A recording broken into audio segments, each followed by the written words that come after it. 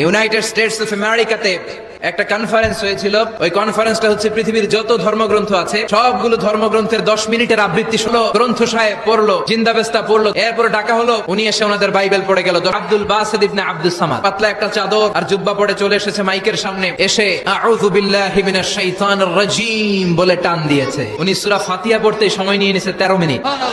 শ্রীমত ভগবত গীতাওয়ালারা হাততালি দেয়, সময় শেষ, কোরআন গেছে। কিন্তু কি আজীব তামাশা, বিচারক তো লালবাতি চাপে না। আব্দুল বাসিত কয় এই তো সুযোগ, বিচারক যেহেতু লালবাতি চাপে না, আমি আরেকটা সূরা ধরি। উনি কোরআনের সবচেয়ে সুন্দর সূরা আর রহমান তেলাওয়াত শুরু করলেন। উনি উনার গলায় আল্লাহ যত সুর দিয়েছিলেন সব দিয়ে দিলেন। 30 মিনিট হয়ে যায়, লালবাতি চাপে না। এদিকে অর্গানাইজিং কমিটির প্রধান চেয়ার থেকে উঠে এসে বিচারকের গায়ে ধাক্কা দিয়ে বলে, এই ম্যান, লালবাতি চাপোস না কেন? ওরে ধাক্কা দেওয়ার পরে বিচারক ভূত দেখার মতো চমকে উঠছে, কি হ্যাঁ লালবাতি